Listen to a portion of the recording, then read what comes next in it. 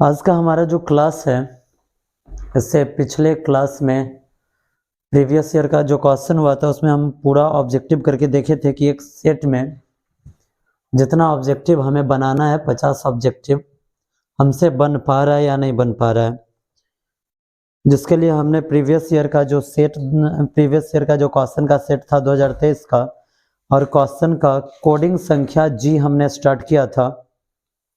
Coding संख्या जी था और उसका जो क्वेश्चन था 100 ऑब्जेक्टिव में से 50 बनाना था। जहां तक हम यही देखे हुए थे कि 62 तक जाकर, जब हम 62 तक क्वेश्चन देखे हुए थे तो वहां तक हमारा 45 क्वेश्चन सॉल्व हो चुका था और उसके बीच में भी हमने अन्य क्वेश्चन छोड़ दिया था अपने स्वेच्छा से। इसी तरीका से आज जो हम क्वेश्चन उठाने वाले सब्जेक्टिव का क्वेश्चन है। सब्जेक्टिव को हिंदी में गैर वस्तुनिष्ठ प्रश्न बोला जाता है, यानी कि जिसको बनाने के बाद हमें नंबर मिलेगा। OMR में इसको कलर नहीं करना होता है। इसका जो क्वेश्चन है सेक्शन बी यानी कि खंड ब है। सबसे पहले इसमें लघु उत्तरीय क्वेश्चन दिया जाता है जिसमें क्वेश्चन की कुल संख्या 30 है। कितना है क्वेश्चन की संख्या? 30 है। 30 क्वेश्चन में हमें 15 क्वेश्चन बनाना है।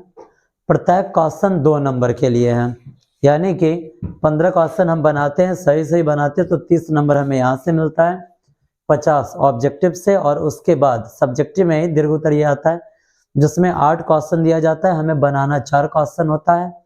प्रत्येक क्वेश्चन 5 अंक स्तरीय होता है जहां से 20 नंबर, यानी कि 50, 30 और 20 कुल मिलाकर 100 नंबर का एग्जाम लिया जाता है।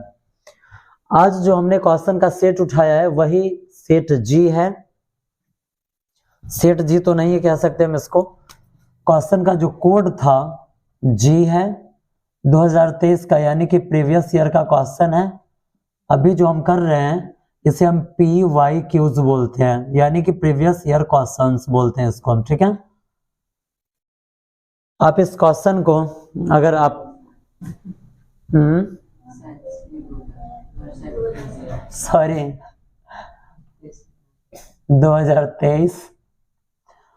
अब क्या है कि अगर आप कोई भी गाइड पढ़ रहे हैं, कोई भी बुक पढ़ रहे हैं, आप अगर गाइड के हिसाब से आपके पास कोई भी सेट का बुक है, अगर आप वहां पर ढूंढते हैं तो आपको प्रीवियस ईयर का क्वेश्चन प्रथम पाली में जो सेट जी था वहीं का क्वेश्चन है, मिल जाएगा। बिना टाइम वेस्ट किए हुए, वैसे भी टाइम कुछ ज़्यादा ही खिंच जाता है।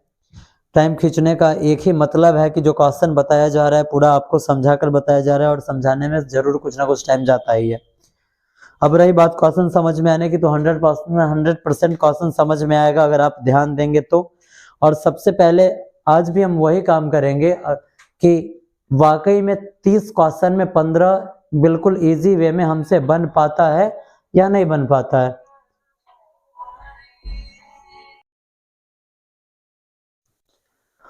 आज भी हम सबसे पहले यही देखेंगे कि ये जो हमारे सामने 30 क्वेश्चन है, बिल्कुल इजी वे में 15 क्वेश्चन हमसे बन पा रहा है या नहीं बन पा रहा है। अब आपके माइंड में एक और बात हो रहा होगा कि आज भी हम देखेंगे ही कि 30 में 15 हमसे बन पा रहा है या नहीं बन पा रहा है, तो फिर हम टोटल क्वेश्चन कब देखेंगे? टोटल क्वेश्चन देखने के लिए आपके पास बुक है, टारगेट का मॉडल पेपर खरीदवाया गया आप लोगों से, और उसका जो 5 सेट है मैथ का, पांचों सेट जैसे यहाँ पर करवाया गया है, अभी PYQ जो करवाया जा रहा है, ठीक ऐसे ही आपका 5 सेट वहां पर भी करवाया जाएगा और प्रत्येक क्वेश्चन आपको बताया जाएगा। और आप जब भी आपको टाइम मिले आप सेट मारते रहिए। सेट मारने से यही प्रॉफिट होता है कि आपका टाइम मैनेजमेंट सही हो जाएगा, टाइम पकड़ में आ जाएगा और क्वेश्चन आप 3 घंटा में टोटल जितना डिमांड होता है सॉल्व कर पाएंगे। अगर आप सेट नहीं मारते हैं तो आपसे क्वेश्चन 3 घंटा में, ऐसा भी हो सकता है कि आपको क्वेश्चन आ रहा है बशर्ते टाइम के अभाव में आपसे टाइम मैनेज नहीं हो पाया और क्वेश्चन आपसे नहीं बन पाएगा। क्योंकि हमें क्वेश्चन 15 बनाना है, इसलिए बिना टाइम लैप्स के हम बढ़ते हैं अपने क्वेश्चन की तरफ। पेज नंबर, अभी जो मैं क्वेश्चन पढ़ा रहा हूँ MBD गाइड है 2024 के एग्जामिनेशन के लिए, जिसमें पेज नंबर 5 है। यहीं से मैं क्वेश्चन उठा रहा हूँ। खंड ब सेक्शन बी, पहला क्वेश्चन है 1 नंबर में। आप देखते जाइए, बताने का एक ही मकसद है कि आप किस किस टाइप का क्वेश्चन आप सॉल्व करेंगे और किस टाइप का क्वेश्चन आपको छोड़ना है। जहां थोड़ा सा भी कंफ्यूजन है उस क्वेश्चन को हम छोड़ेंगे, क्योंकि हमें स्कोर 100 में 100 करना है। अगर 100 में 100 स्कोर चाहिए, अगर आपको 100 में 100 स्कोर चाहिए तो आपको करना क्या होगा, आपका जो ऑब्जेक्टिव है, ऑब्जेक्टिव पूरा क्लियर होना चाहिए, और उसके बाद जो सब्जेक्टिव है ये भी आपका क्लियर होना चाहिए। आपका जो बनाने का टाइमिंग है ये आपका सही होना चाहिए, यानी कि आपका स्पीड पर पकड़ होना चाहिए। उसके बाद आपका राइटिंग भी सही होना चाहिए। और दूसरी बात क्या है, ये तो हो गया कुल मिलाकर आपके बुक के हिसाब से जानकारी। और सबसे इंपॉर्टेंट बात कि आपको अपने सिलेबस की जानकारी होनी चाहिए कि हमें कहां से क्वेश्चन उठाना है, कौन सा क्वेश्चन एग्जाम में पूछता है। अगर आपके पास सिलेबस की जानकारी नहीं है तो फिर आपको क्वेश्चन, चलिए देखिए पहला नंबर क्वेश्चन इसका कह रहा है, पहला नंबर क्वेश्चन का डिमांड है कि के किस मान के लिए बिंदु ए 1,1 1,1 उसके बाद 3, के और -1,4 ये संरेख होंगे। बिंदु ए कब संरेख होता है, ये आपको पता है कि अगर त्रिभुज का क्षेत्रफल का जो फॉर्मूला है उसमें से अगर हम 1/2 हटा दे और बाद बाकी जो बचा, अगर उसका आंसर 0 आ गया तो बिंदु ए क्या हो जाएगा, संरेख हो जाएगा। इस क्वेश्चन को आप पढ़ लेंगे, इस टाइप का क्वेश्चन हमेशा पूछता है। हम मान लेते हैं कि हमारे पास ये 3 बिंदु है, जिसमें पहला को हम ए, दूसरा को हम बी मान लेते हैं और तीसरा को हम सी मान लेते हैं, ठीक है। इस क्वेश्चन को बनाने के लिए हम देख रहे हैं कि हमारे पास अगर 3 बिंदु है तो हमारे पास 3x और 3y भी होगा। हम यहाँ लिखेंगे क्या, लिखेंगे यहाँ पर हम x1, x2 और x3, ठीक है। x1 का मान 1, x2 का मान 3 और x3 का मान -1। उसके बाद y1, y2 और y3। अब आप देखिए y1 का मान आपके लिए है 1, y2 का k और y3 का 4 है, ठीक है। जब इस क्वेश्चन को हम सॉल्व करेंगे तो हम लिखेंगे बिंदु ए संरेख तब होंगे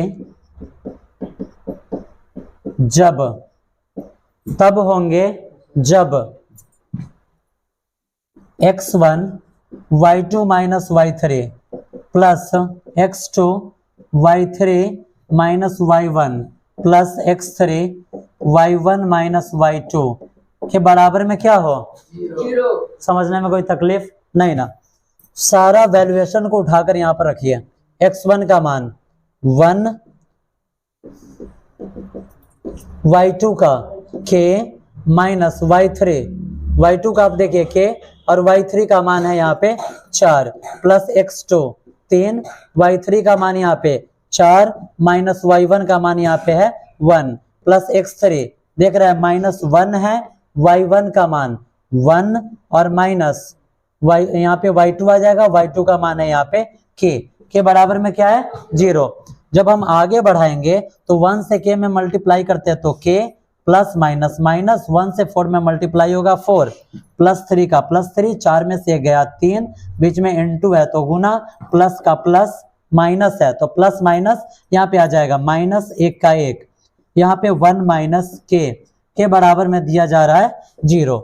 आगे बढ़ाएंगे तो k -4 प्लस 3 तिया 9 माइनस माइनस प्लस माइनस 1 से 1 में गुना होगा तो 1 माइनस माइनस प्लस 1 से k में गुना हुआ तो यहाँ पर आया k बराबर में 0। अब आप देखिए एक यहाँ का k और एक यहाँ का k, कितना k 2k, और उसके बाद आप देखिए +9 है, -4 और -1 -5 के बराबर में 0। अब आगे बढ़ाएंगे तो 2k के बराबर में अगर 9 में से 5 जाता है तो बचेगा 4 के बराबर में 0। इस 4 को हम उधर भेजते हैं तो बचा 2k के बराबर में -4। तो अब यहाँ पे k के बराबर में -4/2, 2 से 4 में भाग देंगे -2, यानी कि k का मान आ गया -2। समझने में कोई दिक्कत नहीं ना। आपके बुक में नीचे जहां पर y3 लिखा हुआ है उसके ऊपर जहां -4 है वहां के माइनस को आप हटाकर प्लस कर देंगे, ठीक है। उसको या तो आप हटा दीजिए या फिर आप माइनस को प्लस कर दीजिए, ठीक है, बनेगा क्वेश्चन। चलिए अब आप देखिए दूसरा क्वेश्चन आपका त्रिकोणमिति का है। कहाँ का है, त्रिकोणमिति का है। दूसरा क्वेश्चन आपका त्रिकोणमिति का है। त्रिकोणमिति का क्वेश्चन ये वाला आप पढ़े हुए हैं, इसलिए इस क्वेश्चन को आप बना लेंगे। कैसे बनाएंगे ये आप देख लीजिए। कह रहा है कि सिद्ध कीजिए कि कॉस स्क्वायर। अब आप देखते चलिए आपसे कौन कौन सा क्वेश्चन बन रहा है। आपको कितना क्वेश्चन बनाना है? 15। पहला नंबर क्वेश्चन बनेगा। दूसरा क्वेश्चन है cos square 10 degree, cos square 10 degree plus cos square 20 degree plus cos square 30 degree plus cos square 40 degree plus cos square 50 degree plus cos square 70 degree और प्लस में cos square के बराबर में 4। Question कह रहा है कि आपको प्रूफ करना है कि इस टोटल के बराबर में क्या आता है? 4। जब प्रूफ करने वाला क्वेश्चन होता है तो हम उसको सबसे पहले क्या करते हैं? LHS और RHS में लेते हैं। अब आप यहाँ पर बताइए आपका LHS बड़ा है या फिर RHS? हम यहाँ पर लिख दें, क्या लिखेंगे? LHS के बराबर में cos square 10 degree plus cos square 20 degree plus cos square 30 degree plus cos square 40 degree plus cos square 50 degree plus cos square 60 degree plus cos square 70 degree plus cos square 80 degree. ये degree वाला question है। हमें पता है कि degree वाला question को total सबसे पहले हम 90 पुराने का कोशिश करते हैं। आप यहाँ पर देखिए तो किसी दो को उठाते हैं तो 90 पुर रहा है क्या? 10 और 80, 20 और 70, 30 और 60, 40 और 50, 90। चलिए आप कीजिए क्या, इसमें 4 पॉइंट्स को आप छांट दीजिए।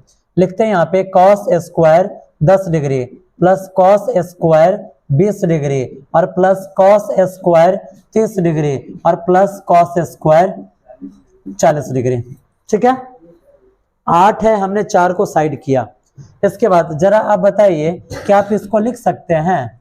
Cos square 90 degree minus 40 degree लिख सकते हैं? क्यों? आपको क्या चाहिए? कॉस स्क्वायर 50 डिग्री चाहिए ना। कॉस स्क्वायर का कॉस स्क्वायर आपको कितना डिग्री चाहिए? 90 में से 40 जाएगा, कुछ अंतर आया नहीं ना। चलिए क्या आप इसको लिख सकते हैं? कॉस स्क्वायर 90 डिग्री और माइनस 30 डिग्री लिख सकते हैं या नहीं? फिर आप क्या इसको आप लिख सकते हैं? Cos square 90 degree minus 20 degree लिख सकते हैं। और उसी के बाद क्या फिर आप इसको लिख सकते हैं?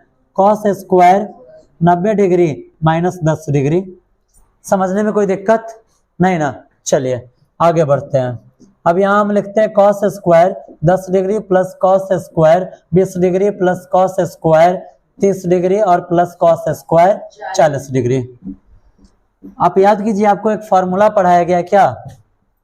Cos square 90 degree minus theta के बराबर में होता है साइन थीटा, होता है, सॉरी साइन स्क्वायर थीटा होता है। यानी कि ये जो थीटा यहाँ का जो मान होगा यहाँ पर आ जाएगा और ये टोटल चेंज हो जाएगा साइन स्क्वायर में। ठीक है, तो क्या हम इसको लिख सकते हैं? साइन स्क्वायर थीटा के जगह पर क्या है? 40 डिग्री लिख दिए।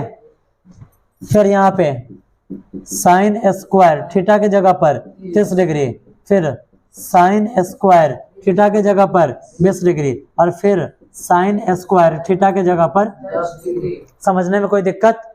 अब बराबर थीटा वाले को आप एक जगह लिख दीजिए, सेम थीटा वाले को एक जगह लिखिए। कॉस स्क्वायर 10 डिग्री और इसके बगल में कौन आ जाएगा? साइन स्क्वायर प्लस में sine square 10 degree plus cos square 20 degree और इसके बगल में साइन स्क्वायर प्लस उसके बाद कॉस स्क्वायर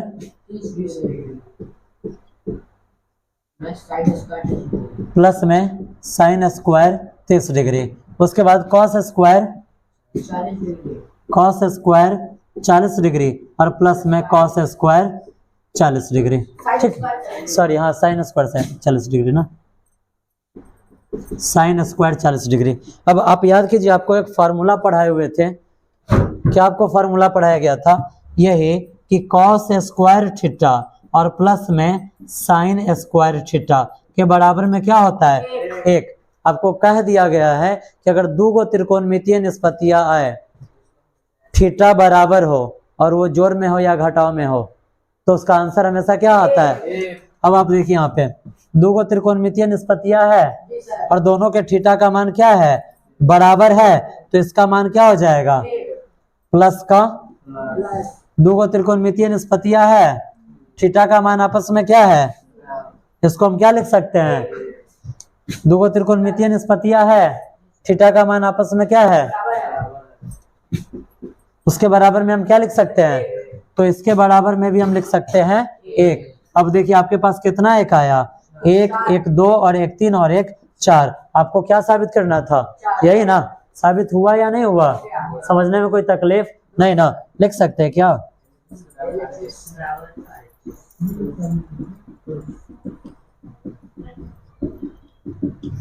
ठीक है, समझने में कोई तकलीफ?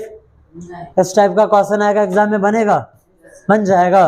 और इस टाइप का क्वेश्चन आएगा भी। चलिए अब देखिए, इस क्वेश्चन को हमेशा पढ़ाया गया है। ये जो तीसरा नंबर क्वेश्चन है, अभी इस क्वेश्चन को मैंने आपको ऑब्जेक्टिव में भी क्वेश्चन नंबर बोले तो क्वेश्चन नंबर 63 में पढ़ाया था और 66 भी उसी टाइप का क्वेश्चन था। जो अभी 3 नंबर में आपको सब्जेक्टिव में पढ़ना है, तीसरा नंबर क्वेश्चन 2 नंबर के लिए। इसको हम इरेज कर दे, मिटा दे इसको। चलिए आगे बढ़ाते हैं इस क्वेश्चन को। और बाबू एक बात याद रखिएगा, ये जो भी आपको पढ़ाया जा रहा है, इस टाइप का क्वेश्चन एग्जाम में 100% आता है और ये एग्जाम में आया हुआ क्वेश्चन ही आपको पढ़ाया जा रहा है। आप दूसरा नंबर क्वेश्चन बना चुके हैं। अब हम बढ़ते हैं किधर? 3 नंबर क्वेश्चन की तरफ। ठीक है, तीसरा नंबर क्वेश्चन आप देखिए बुआ, इधर क्वेश्चन कह रहा है कि cos a बराबर 4/5। क्या कह रहा है? cos a बराबर 4/5। तो क्वेश्चन यहाँ पे कह रहा है cot a plus sign a का मान ज्ञात कीजिए। चलिए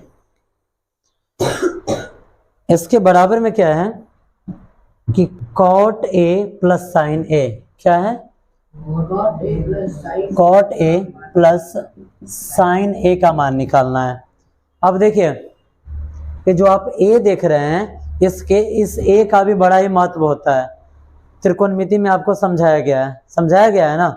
इस a का महत्व क्या होता है? तो ये a इंडिकेट करता है कि जब भी हम त्रिभुज बनाएंगे तो यहाँ जो भी दे रहा है, a दे रहा है, b दे रहा है, c दे रहा है, वो कहाँ पे होगा? यहाँ नीचे होगा।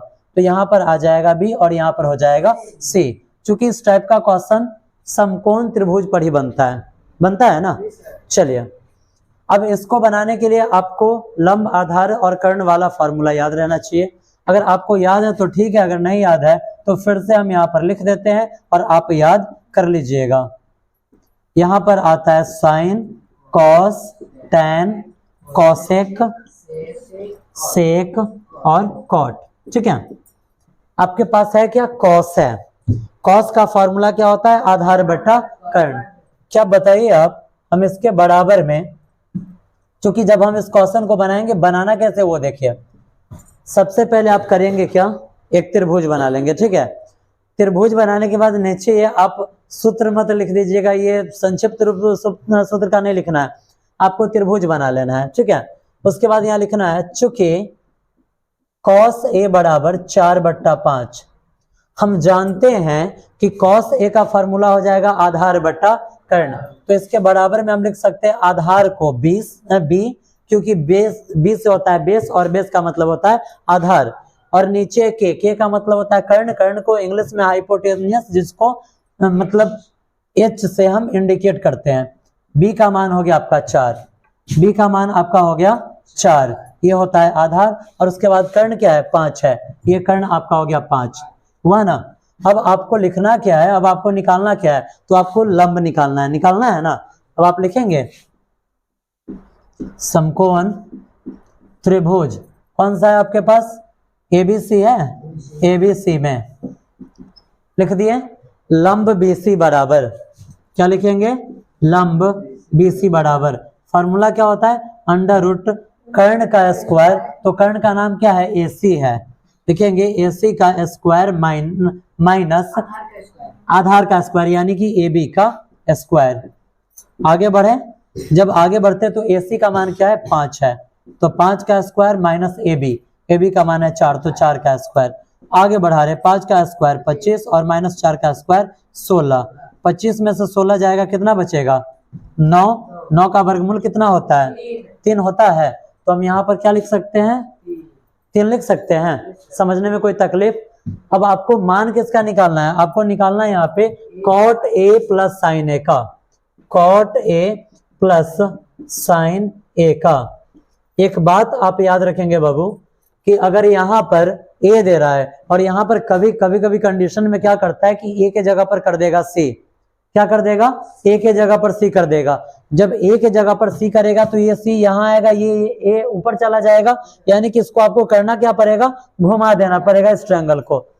जब इतना आप याद रखिएगा कि अगर यहाँ पर ए दे रहा है, यहाँ पर सी पूछ रहा है, तो आपको करना क्या है, इसको घुमा देना है। घुमाने से क्या होता है, कर्ण का तो कर्ण ही रह जाता है, लंब आधार में चेंज हो जाता है और आधार लंब में। समझने में कुछ दिक्कत नहीं ना। अगर दोनों जगह अगर यहाँ ए है, यहाँ भी ए आया, तब तो आपको ट्रायंगल को चेंज नहीं करना है। लेकिन अगर यहाँ पर ए है, यहाँ पर सी दिया, या यहाँ पर सी है, अगर इधर ए दे देगा, तो आपको उस कंडीशन में क्या करना पड़ेगा, त्रिभुज को चेंज करना पड़ेगा। ठीक है, अब आप देखिए कॉट ए प्लस साइन ए के बराबर में, आप जरा हमें बताइए कॉट ए का फॉर्मूला क्या होता है। कॉट ए का होता है आधार बट्टा लंब, होता है आधार बट्टा लंब, यानी कि बेस बट्टा परपेंडिकुलर, प्लस तो प्लस साइन, साइन का क्या होता है, लंब बट्टा कर्ण, यानी कि परपेंडिकुलर बट्टा में हाइपोटेनियस, परपेंडिकुलर और बट्टा में क्या होता है, हाइपोटेनियस होता है। जब हम इसको आगे बढ़ाएंगे तो आप देखिए बी का ये है आपका बी, ये है एच और ये है आपका पी। आप देखिए बी का मान आपके पास कितना है, बी का मान है आपके पास 4 है, इसको थोड़ा छोटा कर देते हैं 4, और नीचे पी का मान आप देखिए क्या है 3 है, यहाँ पे है 3 प्लस पी बट्टा एच, पी का मान आपके पास कितना है 3 और एच का मान कितना है 5 है। बट्टा पर का जोड़ करना है, इसका एलसीएम निकाल दे। जब एलसीएम निकालेंगे तो 3 और 5 का एलसीएम 15, 3 पचे 15, 5 चौके 20 प्लस 5 तिया 15, 3 तिया 9, 20 9 29 और बट्टा में क्या है 15, यही हो गया आपका आंसर। समझने में कुछ दिक्कत नहीं ना, बन जाएगा इस टाइप का क्वेश्चन। इतना आपको जरूर याद रखना है कि अगर ये वाला आप जो देख रहे हैं ए, अगर यहाँ पे ए है, इधर सी दे दिया, या इधर ही सी है, इधर ए दे दिया, तो उस कंडीशन में हम करेंगे क्या, लंब को आधार में और आधार को लंब में चेंज करेंगे, इसके अलावा कुछ भी नहीं करना है। क्लियर है क्वेश्चन। चलिए तीसरा नंबर क्वेश्चन भी आपका सॉल्व हो चुका है। अब चलते आगे। अब देखिए अगला जो क्वेश्चन है चौथा और पांचवा, इस क्वेश्चन को हम छोड़ेंगे क्योंकि ये जो क्वेश्चन है ट्रायंगल से रिलेटेड यानी कि त्रिभुज से रिलेटेड क्वेश्चन है, इसको हम छोड़ देंगे। आगे हम बढ़ते हैं। आज हम सिर्फ ये देखेंगे कि वाकई में 30 में हम कितना क्वेश्चन बना पाते हैं। 15 क्वेश्चन कम से कम हम बना पा रहे हैं या नहीं बना पा रहे हैं। चलिए हम यहाँ पे चौथा, पांचवा, छठा नंबर क्वेश्चन भी हम छोड़ देते हैं, छोड़ सकते हैं क्योंकि हमारे पास छोड़ने का ऑप्शन कितना है 15 क्वेश्चन। अब आइए आप 7वां नंबर क्वेश्चन आप देखिए, 7th नंबर क्वेश्चन जो बिल्कुल छोड़ने के लिए आपको क्यों कहा जा रहा है, तो हम वैसे क्वेश्चन को बिल्कुल भी टच ना करेंगे जहां ज्यादा झांव हो, यानी कि जहां से नंबर कटने का उम्मीद हो। ठीक है, हम सिर्फ वैसे ही क्वेश्चन को उठाएंगे जहां से 100% नंबर हमें मिल सके। अब देखिए 7वां क्वेश्चन है, यूक्लिड के विभाजन एल्गोरिथम का प्रयोग कर 365 एवं 12,450 का मौसा ज्ञात कीजिए। किसका, 365 एवं 12,450 450 का, 12,450 का। समझने में कोई टेंशन नहीं ना। आप 10th क्लास का एग्जाम देने वाले, 2 महीना बाद आपका एग्जाम है। अगर वाकई में आपने मैथ पढ़ा है तो आपको इतना पता होना चाहिए कि ये जो क्वेश्चन अभी लिखा गया है ये वास्तविक संख्या का है। पहला चैप्टर जो हम पढ़े हुए हैं वास्तविक संख्या का, उसमें हमने पढ़ा है विभाजन एल्गोरिथम जो क्या होता है। तो वहां पर हम पढ़े हुए हैं कि भाज्य बराबर होता है भाज्य गुने भागफल और प्लस में शेष, यानी कि भाजक और भागफल को गुना करते हैं और उसमें हम शेषफल को जोड़ देते हैं तो वो बराबर हो जाता है भाज्य का, जिसको शॉर्ट फॉर्म में हम a बराबर BQ प्लस R के रूप में भी दिखाते हैं। ठीक है, इतना सबको पता है, इतना क्लियर है सबका। चलिए इस क्वेश्चन को बनाना है। जब इस क्वेश्चन को हम बनाएंगे तो कैसे बनाएंगे जरा आप ये देखिए। इस क्वेश्चन को बनाने के लिए हम लिखेंगे, इस क्वेश्चन को बनाने के लिए हम सबसे पहले यहां लिखेंगे यूक्लिड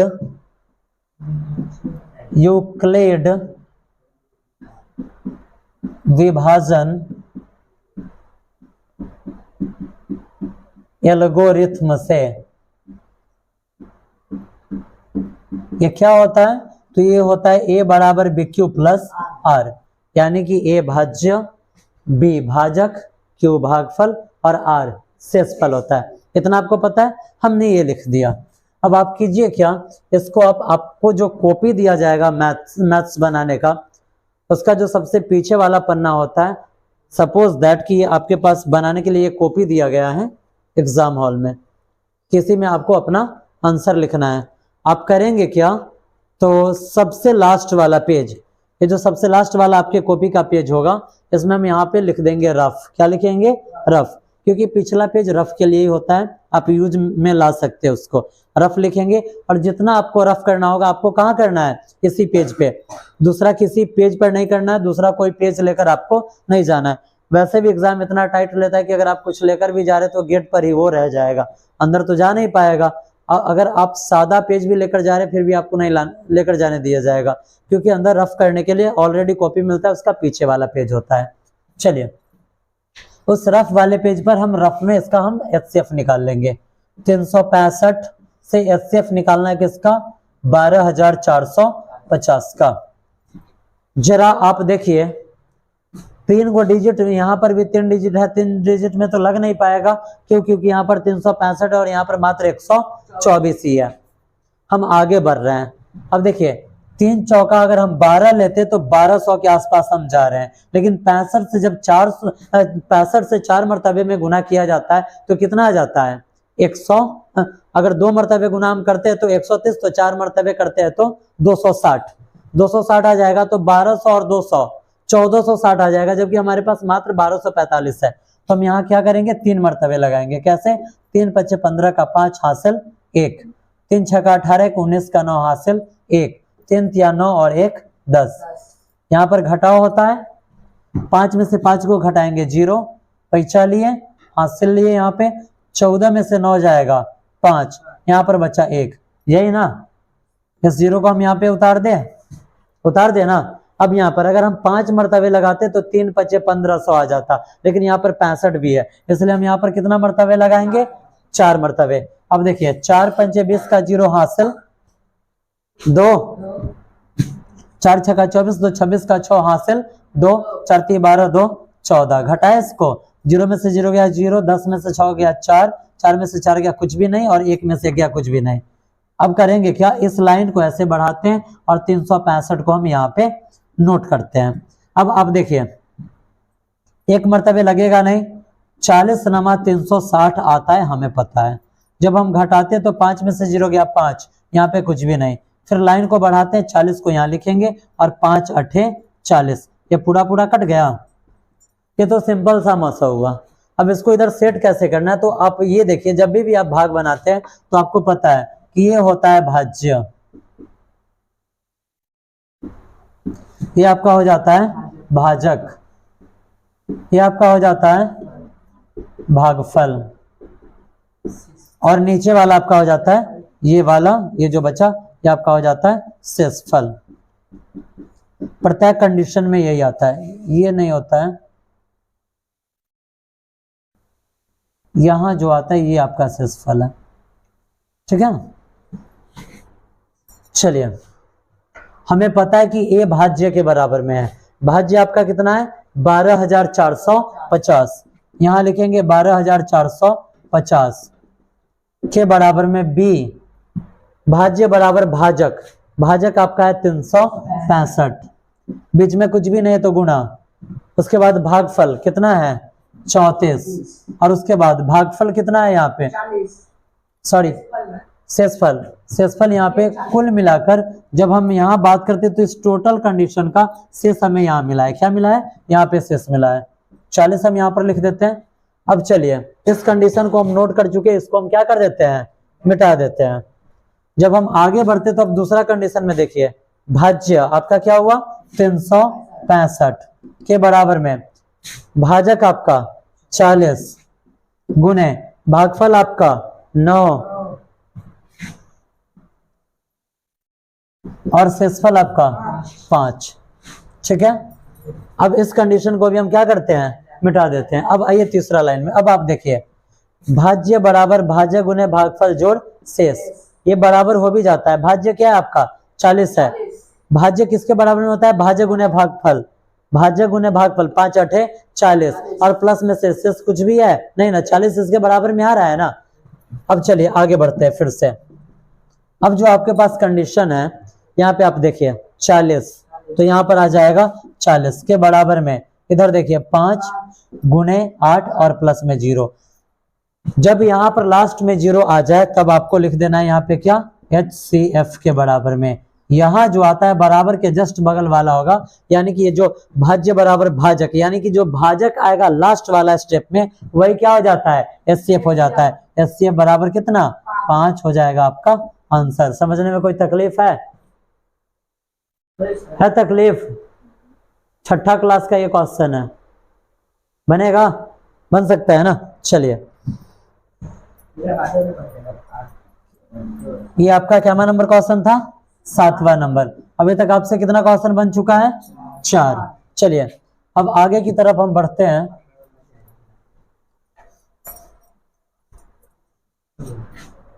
अब आप देखिए 8वां नंबर क्वेश्चन आपसे सॉल्व होने वाला है या नहीं। ये क्वेश्चन देखने के बाद मन में एक खुशी जरूर उत्पन्न होता है कि अरे ये क्वेश्चन तो हम पढ़े हुए हैं, और कुछ हमसे बने या ना बने इसको तो हम डेफिनेटली बना ही लेंगे। क्वेश्चन कह रहा है कि सिद्ध कीजिए कि 5 - 2 √3 5 - 2 √3 एक अपरिमेय संख्या है। अपरिमेय साबित करना है, ठीक है। इसको क्या साबित करना है अपरिमेय। आपको पहले फर्स्ट क्लास में आपको बोला गया है कि आपके बुक में मिसप्रिंट भी हो सकता है, और उसी मिसप्रिंट का शिकार पहला नंबर क्वेश्चन में भी हम लोग हुए हैं। समझ में ही नहीं आ रहा था, क्वेश्चन में दे रहा है 4, बनाया हुआ है -4 पर, समझ में नहीं आ रहा है कि वाकई में आंसर किस चीज पर दे रहा है, ठीक है। चलिए साबित करना है। अब देखिए इसमें भी मिसप्रिंट है, हमें पता है कि अगर √3 है तो ये पूर्ण वर्ग संख्या नहीं, ये अपरिमेय है, और उसमें मिसप्रिंट किया हुआ है लिख रहा है परिमेय। आपको साबित करना है कि ये कौन सा संख्या है अपरिमेय। आगे बढ़े। जब हम आगे बढ़ते हैं, देखिए इस क्वेश्चन को जब बनाना हो, इस क्वेश्चन का प्रैक्टिस भी काफी ज्यादा करवाया गया है, क्योंकि ये एक ऐसा क्वेश्चन है जो प्रत्येक ईयर एग्जाम में पूछता है। अधिक से अधिक क्या किया जा सकता है, तो ये जो डिजिट है ये चेंज किया जा सकता है। इसमें कैलकुलेशन कुछ है नहीं कि आपको मगजमारी करना है, सिर्फ भाषा है, कुछ लिख देना है, 2 नंबर आपका पक्का। कैसे? तो सबसे पहले हम करेंगे क्या, यहाँ पर देखिए आप कैसे इस क्वेश्चन को बनाएंगे। इसको छोड़ेंगे, हम सबसे पहले इसे ले लेंगे। लिखेंगे माना कि √3 एक क्या है परिमेय संख्या है। यानी कि अगर आपको अपरिमेय साबित करना है तो आपको उसका उल्टा क्या मान लेना है परिमेय मान लेना है। जब हम परिमेय यहाँ पर मान लेते हैं तब आगे क्या लिखना होगा ये समझिए। तब आगे लिखना होगा परिमेय संख्या के परिभाषा से। यहाँ हम लिखते हैं परिमेय संख्या के परिभाषा से ठीक है। परिमेय संख्या का परिभाषा क्या होता है? देखिए, परिमेय संख्या के परिभाषा से जब 10th क्लास हमने स्टार्ट किया था उसी समय हम पढ़ चुके हैं, और 9th क्लास में भी हम पढ़ चुके हैं कि परिमेय संख्या किसे कहते हैं। तो वैसी संख्या जिसे हम P बटा Q के रूप में लिख सकते हैं उसे क्या कहा जाता है? यानी कि कुल मिलाकर बात यही हुआ कि P बटा Q क्या है? परिमेय संख्या है।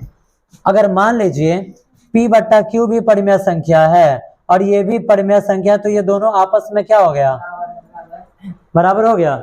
अब जरा आप हमें ये बताइए, जैसा कि हर एक क्वेश्चन में हम बनाते हैं, इधर रूट है, इधर भेजेंगे तो स्क्वायर हो जाएगा, इधर हम भेजेंगे तो क्या हो जाएगा? स्क्वायर हो जाएगा। यानी कि 3 के बराबर में हम लिख सकते हैं P स्क्वायर बट्टा में Q स्क्वायर, लिख सकते हैं। जब हम आगे बढ़ाएंगे तो 3 के बराबर में P स्क्वायर को रहने देते हैं P स्क्वायर, और इस Q स्क्वायर को हम लिख देते हैं Q गुणे Q, लिख दिए।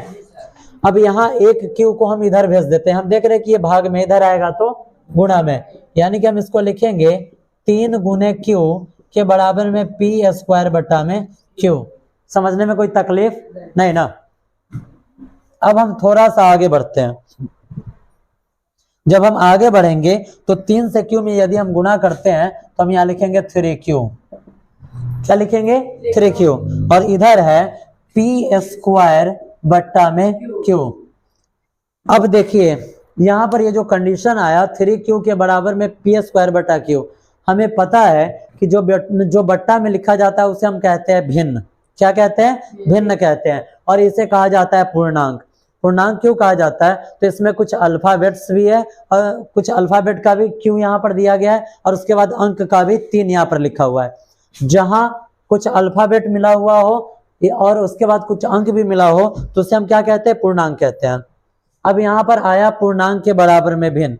अब जरा आप हमें बताइए, एक है मार्कर और एक है पेन। मार्कर के बराबर में कभी भी पेन हो सकता है? मार्कर का बराबरी पेन कर सकता है? नहीं कर सकता है।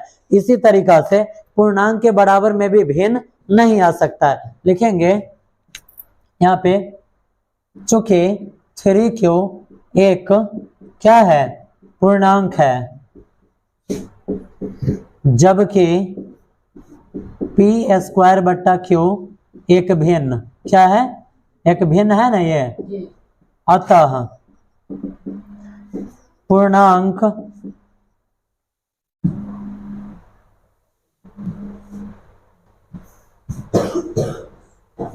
चलिए अब देखिए यहाँ पे, अब लिखेंगे क्या था? पूर्णांक बराबर भिन्न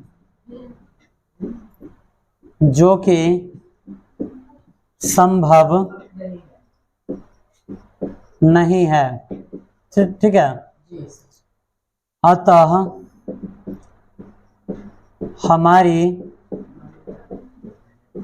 मान्यता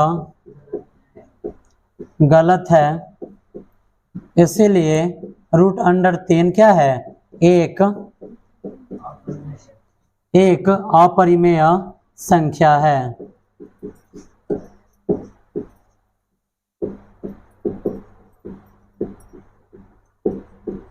अपरिमेय संख्या है।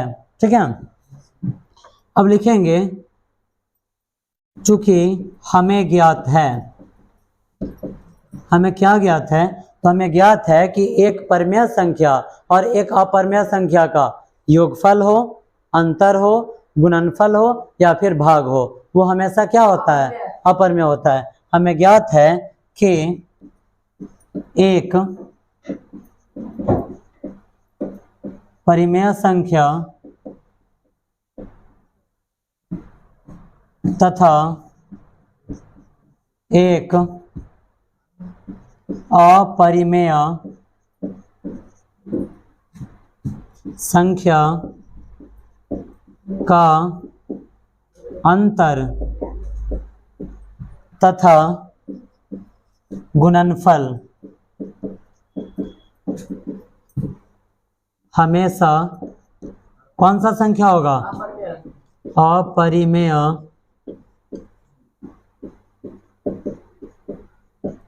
संख्या होगा।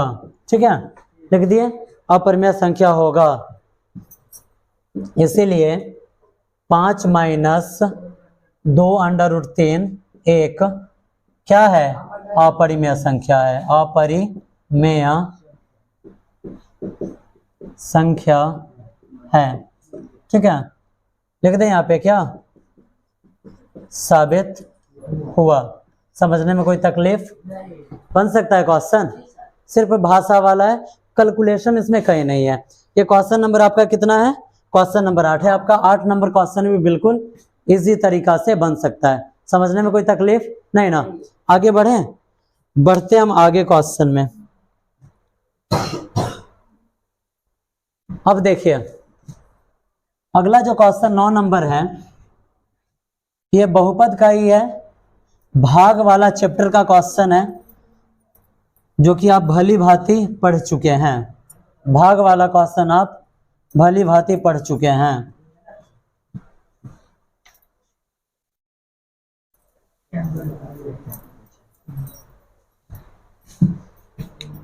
अब देखिए 9वां नंबर क्वेश्चन। 9वां नंबर क्वेश्चन है कि ax बराबर 9 नंबर में दे रहा है ax के बराबर में 3x square plus x square, 3x square plus x square plus 2x plus 5 में bx बराबर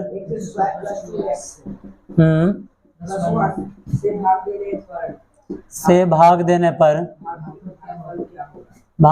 पर भागफल क्या होगा, यही ना?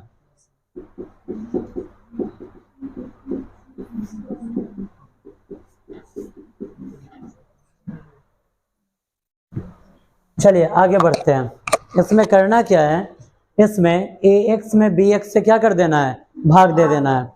भाग वाला क्वेश्चन आप पढ़ चुके हैं। भाग हमें देना है x square plus 2x plus 1, इसमें भाग देना है, इससे भाग देना है 3x square plus x, 3x cube होगा ना, हो क्या दे रहा है, 3x क्यूब होगा, 3x cube plus x square plus 2x plus 5, यही है ना? भाग देने का नियम आपको बताया गया है कि आपको करना क्या है, आपको यही ध्यान देना है कि क्या हमारे पास है और क्या हमें चाहिए। ये पॉइंट आपके पास होता है और इसकी रिक्वायरमेंट होती है। हम देख रहे हैं कि हमें 3x का पावर 3 चाहिए, जबकि हमारे पास x का पावर 2 ही है। 3 के लिए हमारे पास 3 भी नहीं है, तो इसको हम यहाँ लिख देते हैं। हमें x का पावर 3 को चाहिए, जबकि हमारे पास क्या गो है, 2 को है। कमी कितने का है, 1 का, तो 1x लिख दिए। जब 3x से x स्क्वायर में गुना होगा तो 3x स्क्वायर हो जाएगा, प्लस प्लस प्लस, जब हम 2x से 3x में गुना करेंगे तो 2 तिया 6, x में गुना हुआ x स्क्वायर हो गया, प्लस प्लस प्लस, और 1 से 3x में गुना होगा तो 3x। आप यहाँ पर क्या कीजिए, सिंबल चेंज कर दीजिए, ये दोनों कैंसिल। अगर x स्क्वायर में से हम 6 को x स्क्वायर घटाते हैं तो माइनस 5x स्क्वायर आएगा। 2 को x में से अगर 3 को x घटाते हैं तो माइनस x आएगा, और यहाँ पर है प्लस 5। अब आप देखिए x स्क्वायर के लिए आपके पास x स्क्वायर है ही है, माइनस 5 है, तो आप यहाँ लिखिए माइनस 5। माइनस 5 से x स्क्वायर में गुना करते हैं तो minus 5x square, plus minus minus 2 पंचे 10x, प्लस माइनस माइनस, 5 एकम 5। जब हम आगे बढ़ाएंगे तो क्या होगा, सिंबल हो जाएगा चेंज। इसको काट देंगे, 10 को x में से 1 x गया तो 9x, 5 5 10, यही आपका हो जाएगा। ये आपका आ गया भागफल और ये आपका आ गया शेषफल। ठीक है, समझने में कोई तकलीफ नहीं ना? ये क्वेश्चन भी हम बना सकते हैं, 9वां नंबर क्वेश्चन। अब आइए 10वां नंबर क्वेश्चन एपी का क्वेश्चन है। किस चीज का है, एपी का क्वेश्चन, यानी कि समांतर श्रेणी का क्वेश्चन। कह रहा है कि समांतर श्रेणी 10वां नंबर क्वेश्चन एपी का होगा, उस क्वेश्चन को छोड़ना नहीं है, बना ही लेना है, क्योंकि एपी आप पूरा अच्छे तरीकों से पढ़ चुके हैं।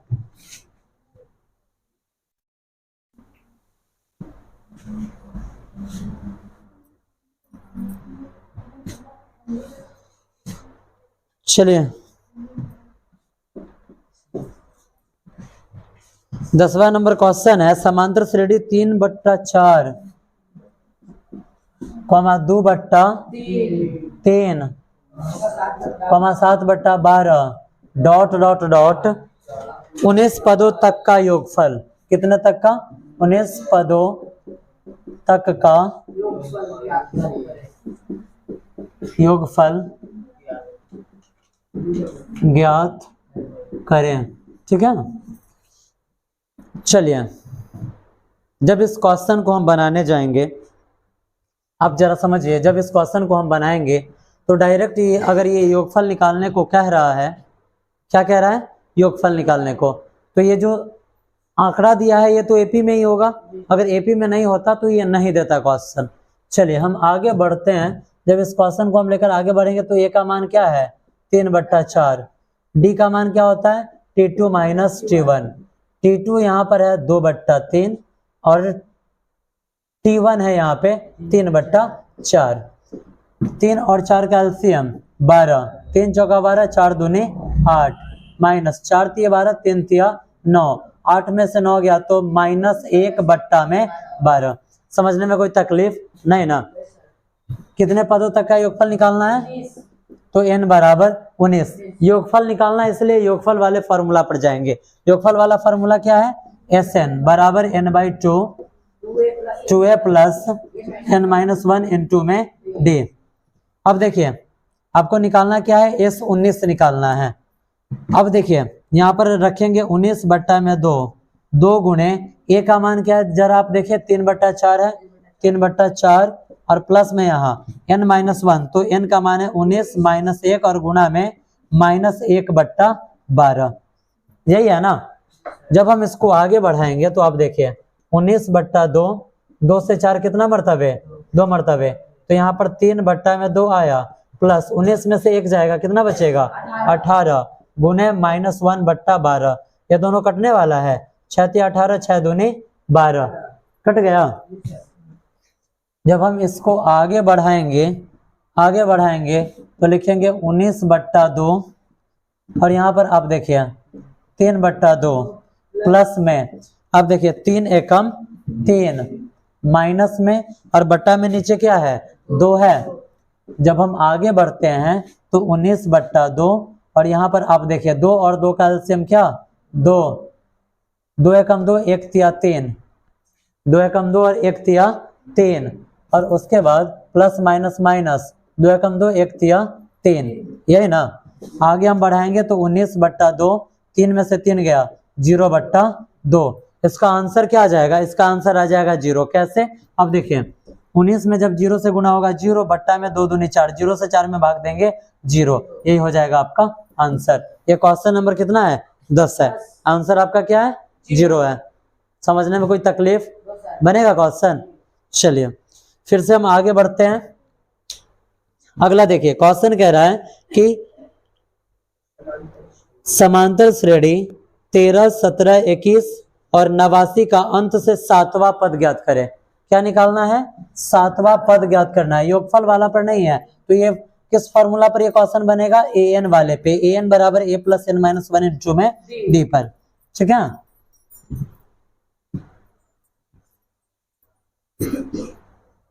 चलिए अब आप यहाँ देखिए, यहाँ ध्यान से देखिए 11वां नंबर क्वेश्चन हम जा रहे बनाने। 11 नंबर क्वेश्चन कह रहा है कि समांतर श्रेणी 13, 17, 21 13, 17, 21 डॉट डॉट डॉट 89 का अंत से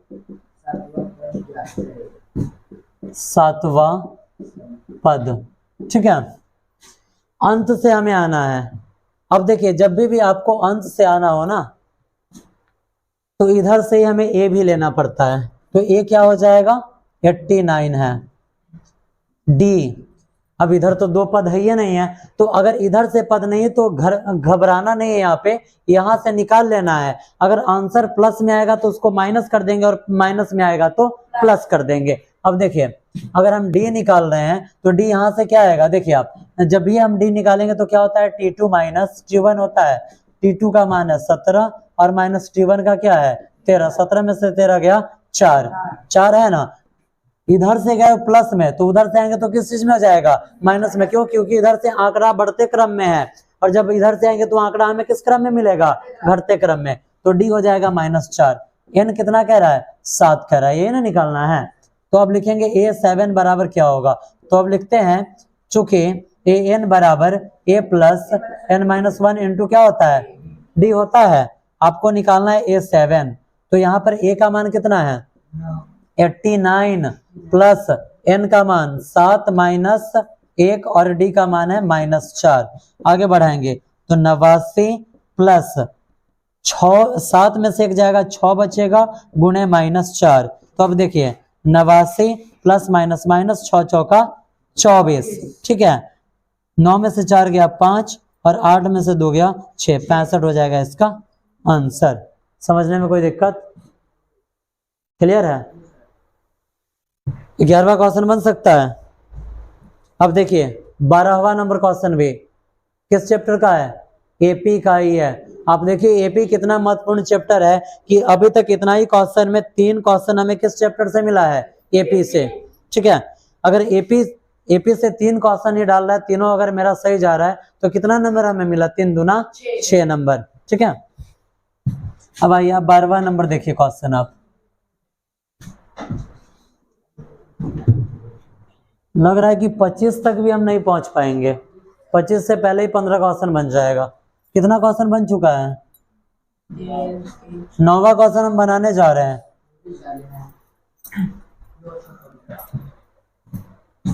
12वां नंबर क्वेश्चन है कि 0 से लेकर 50 के बीच, 0 से लेकर 50 के बीच सभी विषम संख्याओं का योगफल। किसका योगफल कह रहा है? विषम संख्या का। विषम संख्या कौन होता है? तो जिसमें 2 से भाग ना लगे। अब चलिए 12वां नंबर क्वेश्चन के लिए सबसे पहले हम एपी लिख दें। 0 से लेकर 50 के बीच में विषम संख्या कौन आता है? 1, 3, 5, 7 डॉट डॉट दे देते हैं, और 50 से जस्ट पहले क्या आता है? 49। ये भी विषम संख्या है, इस सबका योगफल निकाल देना है। करना क्या है? तो यहाँ लिखेंगे, यहाँ लिख देते हैं एपी के बराबर में। अब लिखेंगे ए बराबर 1, डी बराबर T2 माइनस T1। T2 है 3 और T1 1, 3 माइनस 1 के बराबर में 2। और उसके बाद एक और चीज यहाँ पर देखिए, आपको n चाहिए और यहाँ पर आपको क्या नहीं मिल रहा है? n नहीं मिल रहा है। तो सबसे पहले आपको n निकालना होगा। तो n बराबर क्या है? ये आप लिख लेंगे कब? जब आप इसे मानेंगे an। क्या मानेंगे? an। इस टाइप का क्वेश्चन आपको पढ़ाया गया है। सॉरी, आप इसको क्या मानेंगे? an क्या हो जाएगा? 49 हो जाएगा। अब n निकालने के लिए an वाले फॉर्मूला का यूज किया जाता है। कैसे? तो अब हम लिखते हैं an बराबर a प्लस n-1 इंटू में d। आप देखिए an का मान कितना है? 49 के बराबर में a का मान है 1 और प्लस n-1 और इंटू d का मान है 2, है ना। ये 1 प्लस में इधर आया तो माइनस में, तो लिख सकते हैं 49 माइनस 1 के बराबर में n-1। ये 2 इसके साथ गुणा में इधर आएगा तो भाग में। अब आपके पास क्या आया? तो n-1 के बराबर में 49 में से 1 गया, 48/2। 2 से 48 में भाग देंगे, 24 मरतबे कटेगा। अब देखिए n-1, तो n बराबर -1 इधर आया तो +1, तो n का मान क्या आ गया? n का मान आ गया यहाँ पे 24 और 1 25। क्योंकि आपको योगफल निकालना है इसलिए अब आप लिखेंगे यहाँ पे क्या? पुनः। क्या लिखेंगे? पुनः। Sn बराबर n/2 2a plus n-1 into में d। n का मान क्या निकला है? 25। तो लिख सकते हैं S25 के बराबर में 25/2 और यहाँ पर 2 गुणे a का मान क्या है? a का मान है यहाँ पर 1 प्लस n कितना आया है? 25 माइनस 1 और d का मान क्या है? 2 है। आगे बढ़ेंगे तो 25/2। आप देखिए 2 एकम 2 प्लस 25 में से गया 24 गुणे 2, बीच में इंटू है तो गुणा में 2 आ जाएगा। अब देखिए 25/2, यहाँ पर 2 प्लस 24 दूना 48। आगे बढ़ाएंगे, जब हम इसको आगे बढ़ाएंगे तो अब आप देखिए 25/2 और यहाँ पर देखिए 48 और 2 50। 2 से 50 में भाग देंगे कितना मरतबे? 25 मरतबे। और जब 25 में हम 25 से गुना करते तो क्या आता है? 625। यही हो जाएगा आपका आंसर। बताइए समझने में कोई तकलीफ नहीं ना है? क्या बनेगा इस टाइप का क्वेश्चन? आपका 12वां नंबर क्वेश्चन भी बन चुका है। अभी तक आप 1 2 3 4 5 6 7 8 9 क्वेश्चन बना चुके हैं, सिर्फ कहां तक घूमने के बाद, 12 क्वेश्चन देखने के बाद। अब आपको बनाना कितना है, सिर्फ 6 क्वेश्चन। और ऑप्शन के तौर पे अभी आपके पास कितने क्वेश्चन है, 18 क्वेश्चन बचा हुआ है। अब आपको 18 क्वेश्चन में से कोई 6 क्वेश्चन बना लेना है, ठीक है। चलिए आगे बढ़े। अब आपको क्या करते जाना है, जिस टाइप का क्वेश्चन 100% हमारा सही हो वही क्वेश्चन को हम उठाएंगे।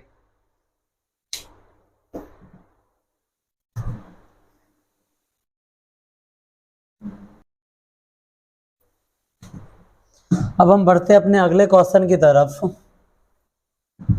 अब हमारे पास अभी बनाने के लिए 18 क्वेश्चन बचा हुआ है और बनाना सिर्फ 6 क्वेश्चन है। अब उस 18 क्वेश्चन में से किस किस क्वेश्चन का चुनाव करें यही देखना है। तो जो इजी क्वेश्चन सब होगा उसी को हम उठाएंगे और क्वेश्चन को बनाएंगे। देखिए लिखेंगे 14 नंबर में कि किसी भिन्न के अंश और हर में, पढ़ाया गया है, किसी भिन्न के अंश और हर में, किस चैप्टर का क्वेश्चन है, दो चर वाले रैखिक समीकरण युग्म का। उस समय भी आपको बताया गया था कि ये क्वेश्चन 100% पूछता है। किसी भिन्न के अंश और हर में एक जोड़ देने पर वह 4 के बराबर हो जाता है। कोई भिन्न है जिसके अंश में भी हम 1 जोड़ते हैं और हर में भी 1 जोड़ते हैं, तो वो किसके बराबर हो जाता है, 4 के बराबर। और अगर उसमें से हम उसके अंश और हर में से एक एक घटा देते हैं तो 7 के बराबर हो जाता है। थोड़ा अजीब सुनने में नहीं लग रहा है कि जोड़ दिया तो कम संख्या आ रहा है, घटा दिया तो ज्यादा संख्या आ रहा है, थोड़ा अजीब लग रहा है। लेकिन अजीब लगने से क्या होगा, क्वेश्चन तो बनाना ही है। अब चलिए ये जो आपका क्वेश्चन है, अब ये क्वेश्चन हम जो बनाएंगे 14वां नंबर क्वेश्चन बना रहे हैं, ठीक है। इस टाइप का क्वेश्चन उठा लेंगे जहां मेहनत कम हो। देखिए आप कह रहे हैं कि किसी भिन्न के अंश और हर में, जब ये भिन्न आया तो आप याद कीजिए, आपको पढ़ाए हुए हैं, अगर आपको याद नहीं है तो फिर से याद कर लीजिए। लिखेंगे माना के अंश बराबर x तथा हर बराबर क्या है, y है, तो भिन्न बराबर क्या हो जाता है, x बट्टा y। तो भिन्न बराबर क्या होगा, x बट्टा y होगा। समझने में कोई तकलीफ नहीं ना। अब हम यहाँ लिखेंगे कौन चीज से, प्रश्न से। प्रश्न कह रहा है कि अंश और हर दोनों में 1 जोड़ते हैं। अंश ऊपर वाले को बोला जाता है और हर नीचे वाले को, यानी कि x और y है। अगर दोनों में हम 1 जोड़ते हैं तो क्या आता है, इसके नीचे हम क्या लिख सकते हैं, क्वेश्चन सॉल्व नहीं करना है, कह रहा है कि सिर्फ आप समीकरण लिखकर छोड़ दीजिए, ठीक है। जब बराबर के दोनों तरफ कुछ मान आ जाए तो हम वहां पर क्या करते हैं, कैचिया गुना करते हैं। कैचिया गुना कीजिए आप, इससे इसमें गुना कीजिए, x से 1 में गुना होगा तो x प्लस 1 एकम 1, 4 से y में गुना होगा 4y प्लस 4 एकम 4। आगे बढ़ाएंगे तो x, इसको आप उधर भेज दीजिए, इसको आप इधर ले लीजिए। 4y प्लस में इधर आया तो 4y माइनस में, और ये 4 ये प्लस में 1 इधर आया तो माइनस में 1, और इधर फिर से आगे बढ़ाएंगे तो x माइनस 4y बराबर 4 में से गया 3। ये आपका हो गया समीकरण 1, ठीक है। अब लिखेंगे पुनः, क्या लिखेंगे, पुनः। अब क्वेश्चन कह रहा है कि अगर दोनों में से 1 घटाया जाए, क्या किया जाए, 1 घटाया जाए, किस में से, अंश में से भी और हर में से भी। हम अंश में से भी 1 घटा दिए और यहाँ पे हर में से भी हमने क्या किया, 1 घटा दिया। तो हमारा आंसर कितना आया, इसके नीचे हम अपना मन से लिख सकते हैं 1।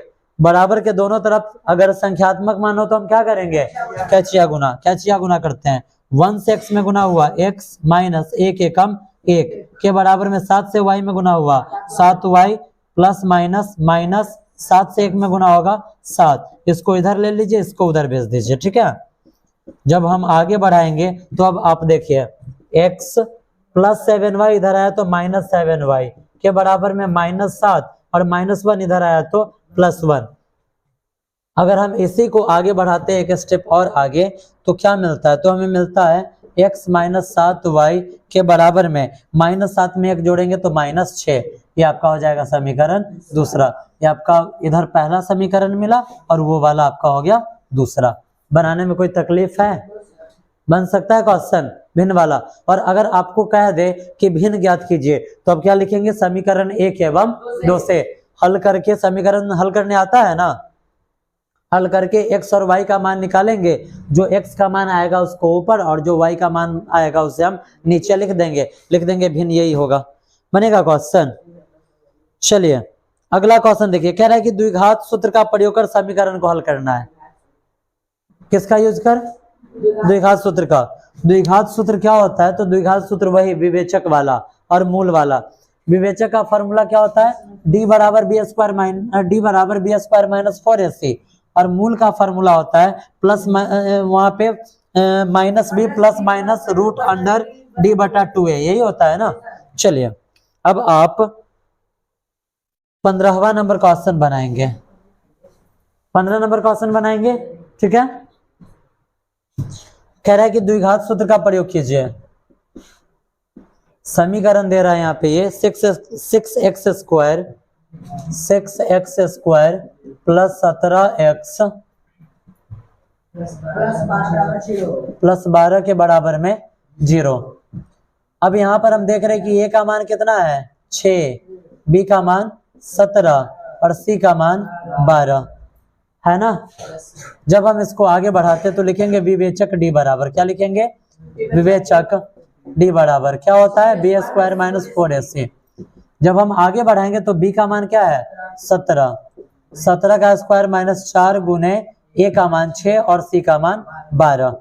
17 का स्क्वायर कितना होता है 289 होता है ना, और उसके बाद माइनस 4 छक्का 24 में 12 से गुना कीजिए। जब आप 24 में 12 से गुना करते हैं, 2 चौका 8, 2 दूनी 4, 1 चौका 4, 1 दूनी 2, 8, 4 4 8, और यहाँ पर क्या है 2 है, क्या आएगा यहाँ पे 288 आएगा। 289 में से 288 गया, कितना बचा, ठीक है, समझने में कोई दिक्कत। कह रहा है कि इसका मूल निकालिए। चलिए अब हम मूल निकालते हैं। अब देखिए हम यहाँ लिखेंगे मूल x बराबर, x क्यों लिखते हैं, तो बहुपद किस रूप का है, x के रूप का है। यहाँ पे formula minus B plus minus under root D बट्टा 2a। जब आगे बढ़ाते तो माइनस बी, तो माइनस बी का मान क्या है 17 plus minus under root D का मान कितना आया हुआ है 1 के बट्टा में 2 गुणे a का मान कितना है 6 है ना। चलिए अब आगे इसको हम बढ़ाते हैं। जब इस क्वेश्चन को हम आगे बढ़ा दे तो आप देख रहे हैं यहाँ पे माइनस 17 का माइनस 17 प्लस माइनस तो प्लस माइनस, और 1 का वर्गमूल क्या होता है 1 होता है, क्योंकि एक क्या है पूर्ण वर्ग संख्या है। और नीचे देखिए 2 छक्का 12 है। अब इसको एक बार लिखना है प्लस में और दोबारा माइनस में, तो माइनस 17 आप प्लस 1 बट्टा में 12 और कॉमा माइनस 17 माइनस 1 का बट्टा में 12। अब आप देखिए माइनस 17 में 1 जोड़ेंगे तो माइनस 16 और बट्टा में 12, और माइनस 17 में माइनस 1 जोड़ेंगे तो माइनस 18 बट्टा में 12। दोनों कटने वाला है, कटने वाला तो है, कैसे 4 चौका 16, 4 तिया 12, 6 तिया 18, 6 दूना 12, यानी कि माइनस 4 बट्टा 3 और कॉमा माइनस 3 बट्टा 2, यही आ जाएगा आपका आंसर। ये कौन सा बहुपद है, द्विघात है, इसका हाईएस्ट पावर 2, इसका आंसर भी क्या को निकलेगा 2 को निकला या नहीं निकला। और अगर आप इसका गुणनखंड भी करते फिर भी यही आंसर इसका आएगा, ठीक है। चलिए आपका ये क्वेश्चन कौन सा बना 15 नंबर। अब देखिए 16 नंबर क्वेश्चन भी आपसे बनने वाला है क्या, बिल्कुल बन जाएगा। कौन सा क्वेश्चन है ये, तो ये हाइट एंड डिस्टेंस का क्वेश्चन है, बहुत ही छोटा क्वेश्चन है जो हाइट एंड डिस्टेंस के चैप्टर में पहला दूसरा में पढ़ाया गया है। चलिए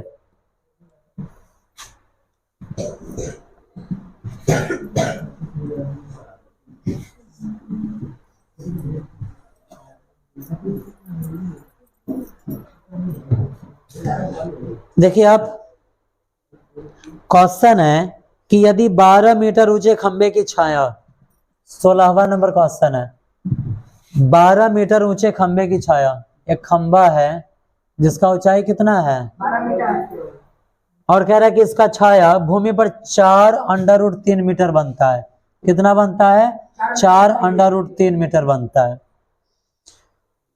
तो सूर्य का उन्नयन कोण क्या होगा, उन्नयन कोण बोले तो नीचे से ऊपर देखने वाला हाई वाला कोण कितना बनेगा, ये ना पूछ रहा है। यहाँ पर हम लिख देते हैं ए, यहाँ पे बी और यहाँ पे सी। हाइट एंड डिस्टेंस का टोटल क्वेश्चन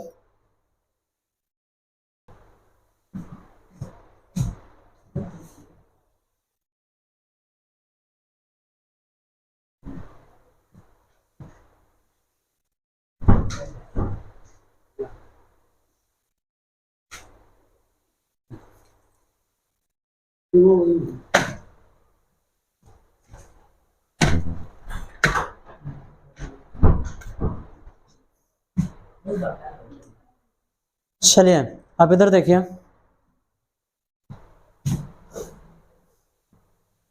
अब यहाँ पे क्वेश्चन कह रहा है कि ये जो आपको पता है कि हाइट एंड डिस्टेंस का जितना क्वेश्चन बनता है, हाइट एंड डिस्टेंस का टोटल क्वेश्चन समकोण त्रिभुज पर बनता है।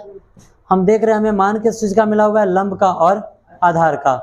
जब ये लंब और आधार का मिला तो किस थीटा में जाएगा, tan में जाएगा। और tan में थीटा का मान क्या होता है यही सिर्फ आपको निकाल कर बता देना है। चलिए हम लिखेंगे माना के खंबे की ऊंचाई क्या है, ए बी है। माना कि खंबे के ऊंचाई ए बी बराबर क्या हुआ 12 मीटर तथा आधार BC तथा आधार नहीं लिखिए, छाया है ना, छाया BC बराबर कितना है 4√3। क्वेश्चन मीटर में ही दे रहा है, मीटर में है, लिखेंगे मीटर है। अब यहाँ पे आपको निकालना क्या है, सूर्य के साथ इसका जो उन्नयन कोण बन रहा है वही। अब लिखेंगे चूंकि यह सूर्य के साथ कितने डिग्री का, तो थीटा डिग्री का उन्नयन कोण बनाएगा, उन्नयन कोण बनाएगा। ठीक है। अब आप देखिए आपके पास है क्या, लंब है और आधार है।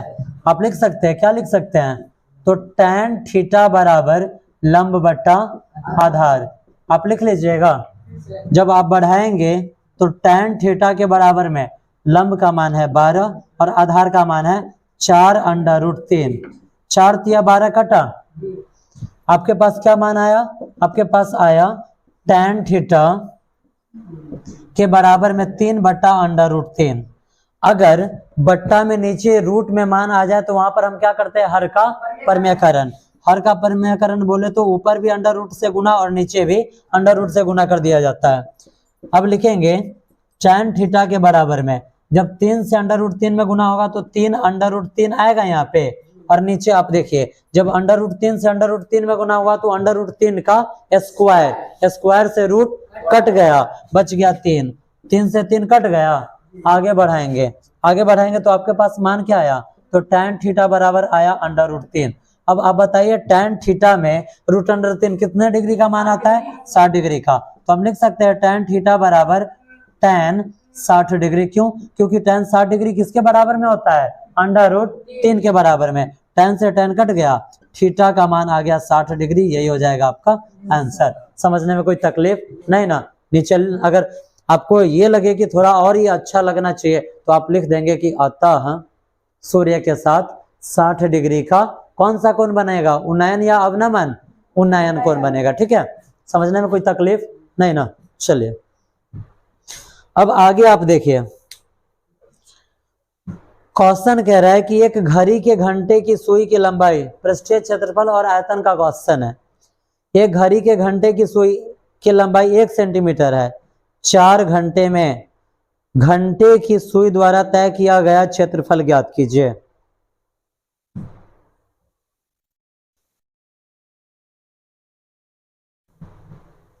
अब देखिए यहाँ पे, चलिए इस क्वेश्चन को बनाते हैं। ये क्वेश्चन रेयर केस में पूछ देता है, पृष्ठीय क्षेत्रफल और आयतन का क्वेश्चन ये मुझे पहले लगा है और उसी का क्वेश्चन ये है भी। बढ़ाते हैं इस क्वेश्चन को आगे की तरफ, बना दिया जाए, इस क्वेश्चन को बनाया जाए इसको ना। 1 2 3 4 5 6 7 8 9 10 11 12 क्वेश्चन बन चुका है, 3 को बनाना है। चलिए देखिए इसी को बना देते हैं, ठीक है। क्वेश्चन कह रहा है कि एक घड़ी के घंटे की सुई, आपको पता है कि ये एक घड़ी है ना। यहाँ पे 12, यहाँ पे 6, यहाँ पे 9, यहाँ पे 3, यहाँ पे 1, यहाँ पे 2, यहाँ पे 4, यहाँ पे 5, 7, 8, 10 और 11, ठीक है।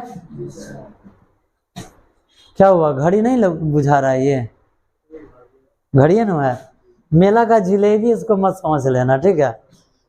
मेला का जिलेबी रहता तो बीच बीच में भी गोल गोल बनल रहता, और ये इसका केंद्र है जहां से सुइया निकलल रहता है। वो घड़ी में कई गो सुइया रहता है, 4 गो रहता है छोटका घड़ी में, जिसमें अलार्म बजता है, ठीक है। चलिए देखिए कह रहा है कि एक घड़ी की घंटे की सुई, कौन सा सुई, घंटा वाला, मिनट वाला नहीं और सेकंड वाले का बात नहीं किया जा रहा है। कह रहा है कि एक घड़ी में घंटे की सुई की लंबाई 1 सेंटीमीटर है। ये जो सुइया इसमें उसका लंबाई कितना है, 1 सेंटीमीटर है। कह रहा है कि 4 घंटा में घंटे की सुई द्वारा तय किया गया क्षेत्रफल ज्ञात कीजिए। अब क्वेश्चन कह रहा है कि 4 घंटा में बताइए कि है कितना डिग्री, कितना क्षेत्र का जगह हाँपेगा। मान लेते हैं कि पहले है जो घंटा वाला सुइया कहाँ पर था, 12 बजा रहा था, बज रहा था ना 12, और 4 घंटा के बाद क्या बज जाएगा, 6, कितना बजेगा, 4 बजेगा। 4 घंटा के बाद 4 बज जाएगा, तो बीच में जो है दूरी है यही आपको निकालना है। जरा आप याद कीजिए, आपको जब बताया गया था वृत्त से संबंधित क्षेत्रफल पढ़ाया गया था, उसमें आपको बताया गया था कि जब कोई वृत्त हो और उसमें से कुछ भाग काट कर हटा दिया जाए तो छोटका भाग कहलाता है त्रिज्य खंड और बड़का भाग कहलाता है वृत्त खंड, बताया गया है। अब बताइए हाई छोटका भाग है कि हाई छोटका भाग है, ये छोटका भाग है, यानी कि त्रिज्यखंड का क्षेत्रफल निकालना है। त्रिज्यखंड का क्षेत्रफल क्या होता है, थीटा बट्टा 360 पाई आर स्क्वायर। क्या होता है, थीटा बट्टा 360 पाई आर स्क्वायर। अब देखिए 360 तो हमें पता है, पाई भी हमें पता है कि क्या होता है 22/7। आर, इस सुइया का लंबाई 1 सेंटीमीटर, ये पहले 1 सेंटीमीटर न दिया है और 1 सेंटीमीटर है दे दिया है, तो आर भी यहाँ पर क्या है, 1 है, ये हमें पता है। लेकिन थीटा का मान आपको पता है क्या, नहीं ना। अब जरा आप हमें ये बताइए यहाँ पे कि जब भी एक वृत्त बनता है तो एक वृत्त कितने डिग्री का होता है, 360 डिग्री का, 360 डिग्री का। और ये घंटा इसको कै भाग में बांटे हुआ है, 1 2 3 4 5 6 7 8 9 10 11 12 भाग में बांटे हुआ है। अगर प्रत्येक घंटा में हम थीटा लेते हैं, प्रत्येक घंटा में अगर हम थीटा लेते हैं तो 360 में अगर हम 12 से भाग देते तो 30 मरतबे कट जाता है, यानी कि 1 घंटा में कितने डिग्री का कोण बना, 30 डिग्री का। इतना याद रखिएगा कि जो सुइया का लंबाई कुछ भी दे दे, लेकिन ये जो घंटा वाला सुई होता है 1 घंटा में कितने डिग्री का कोण बनाएगा, 30 डिग्री का। कितने डिग्री का, 30 डिग्री का, 30 डिग्री का बनाएगा ना। जब 1 घंटा में 30 डिग्री का बनाएगा तो 4 घंटा में क्या डिग्री का बनाएगा, 120, 3 चौका 12, 120 डिग्री का बनाएगा। इस क्वेश्चन को कैसे बनाना है वो देखिए, देखेंगे क्या नंबर क्वेश्चन है, 17 है, 17 नंबर क्वेश्चन है। हम इधर लिखते हैं कि घड़ी की घंटे की सुई, ये जो घंटा वाला सुई है 12 घंटा में पूरा एक चक्कर मार देता है कि नहीं मार देता है, मार देता है ना, 12 घंटा में एक चक्कर मार देगा ना। अब लिखेंगे घड़ी की घंटे की सुई 12 घंटा में कितना डिग्री का कोण बना देगा, क्यों, 12 घंटा में पूरा घूम गया, पूरा घूम के बना दिया है, वृत्त है, वृत्त कितने डिग्री का, 360 डिग्री का कोण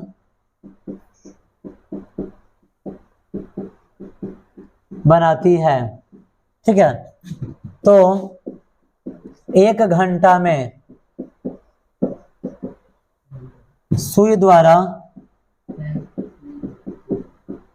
बनाई गई कोण बराबर, बनाई गई कोण बराबर क्या हो जाएगा, कोण बराबर लिखेंगे यहाँ पे 360 डिग्री टोटल है और क्या घंटा में, 12 घंटा में, तो 12 तिहाई 36 कटेगा, 0 का 0, कितना डिग्री, 30 डिग्री। कितना घंटा में, 1 घंटा में, क्योंकि क्या घंटा का बात ये कह रहा है, 4 घंटा का, तो लिखेंगे इसीलिए 4 घंटा में सुई द्वारा बनाई गई कोण कितना हो जाएगा, 30 गुने 4 के बराबर में 120 डिग्री हो जाएगा। अब लिखेंगे सुई द्वारा तय किया गया क्षेत्रफल बराबर, यह त्रिज्यखंड जैसा फिगर बनाया है, तो त्रिज्यखंड का क्षेत्रफल क्या होता है, थीटा बट्टा 360 पाई आर स्क्वायर। थीटा का मान 120 बट्टा में 360 गुने 22/7 आर स्क्वायर, यानी कि 1 गुने 1, 120 तिहाई 360 कटा ना। अब आपके पास यहाँ पर क्या बचा, आपके पास ऊपर बच गया क्या, 22 और नीचे 3 सते 21 सेंटीमीटर क्यूब आपका हो जाएगा आंसर। ये आपका 17वां नंबर क्वेश्चन बन के रेडी हो गया। ठीक है, अगर मान लीजिए इधर जरा 1 मिनट के लिए आप ध्यान दीजिए, एक सेकंड, क्या स्क्वायर है, अरे हाँ स्क्वायर है ना, पाई में थोड़ी सेंटीमीटर होता है।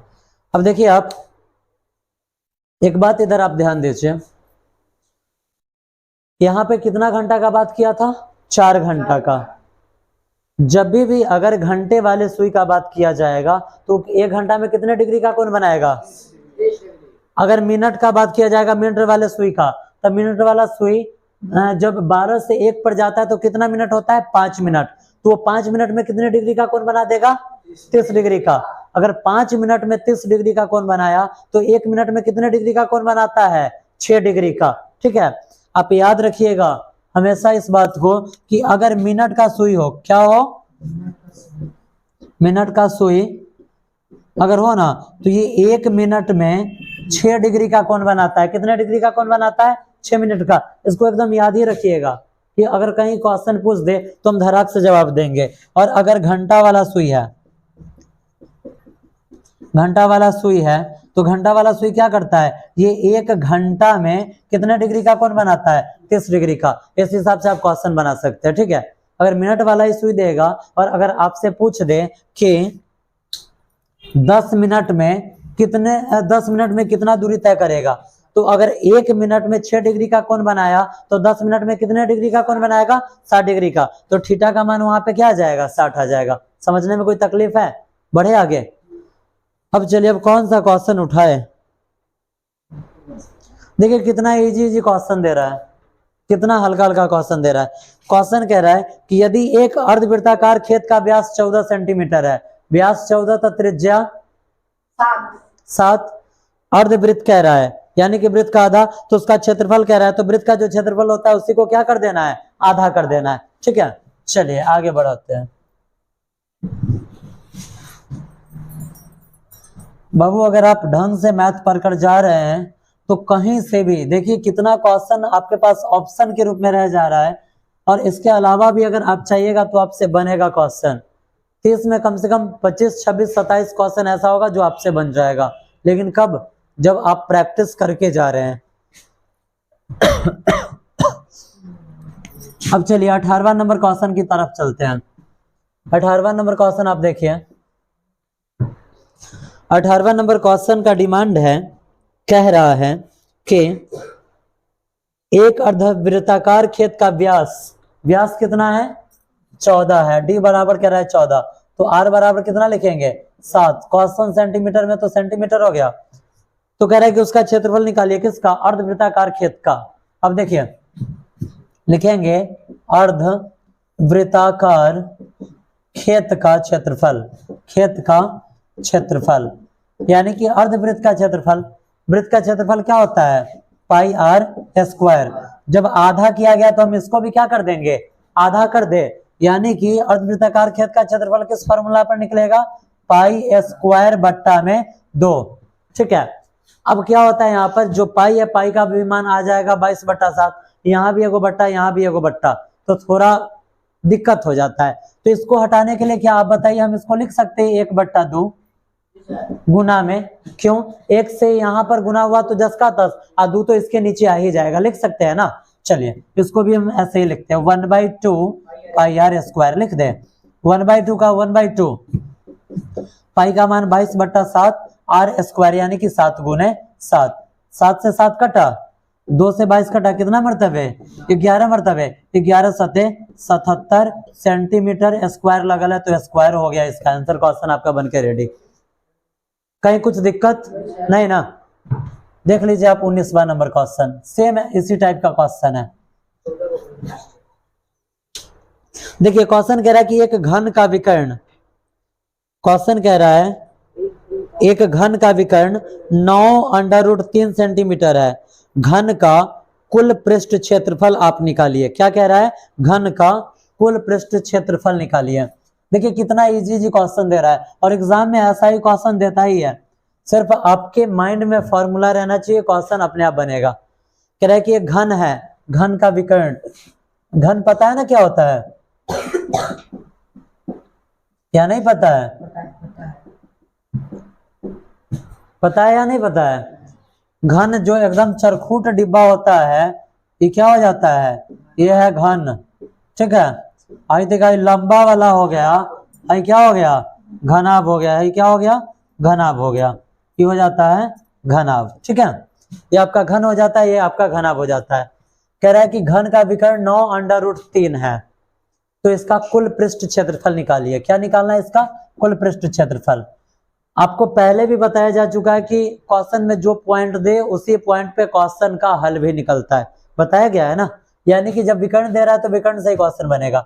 अब लिखेंगे यहाँ पर, चूंकि घन का विकर्ण, घन का विकर्ण होता क्या है? तो घन का विकर्ण होता है √3 गुने भुजा, होता है ना, √3 गुने भुजा होता है। जब हम इसको आगे बढ़ाएंगे तो देखिए घन का विकर्ण कितना दिया हुआ है? 9√3 के बराबर में √3 गुने भुजा है ना। ये √3 इसके साथ किस चीज में है? इधर आएगा तो भाग में, यानी कि भुजा बराबर क्या आ गया?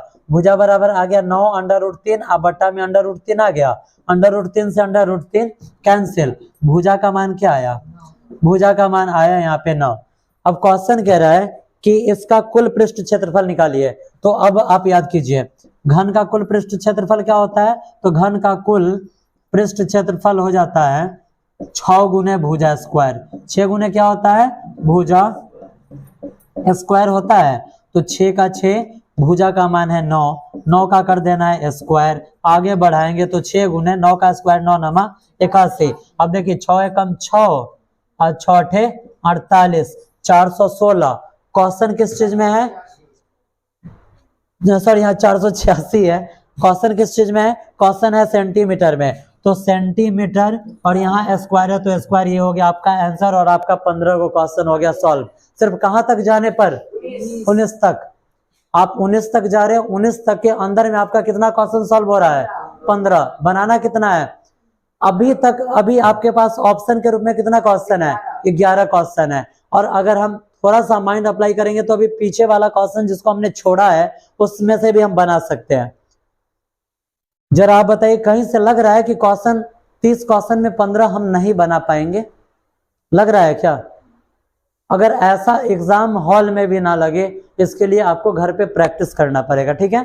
अब जो इसका क्वेश्चन बच गया, दीर्घ उत्तरीय का क्वेश्चन है। दीर्घ उत्तरीय में 8 क्वेश्चन है। 8 क्वेश्चन में आपको बनाना कौन कौन सा क्वेश्चन है? तो सिर्फ 4 क्वेश्चन बनाना है, और कौन कौन सा क्वेश्चन हम बनाएंगे ये आपको बताया जाएगा। एक और क्लास इसका चलेगा, वो भी लगभग 1 घंटा का हो ही जाएगा। मिलते हैं फिर अपने नेक्स्ट क्लास में।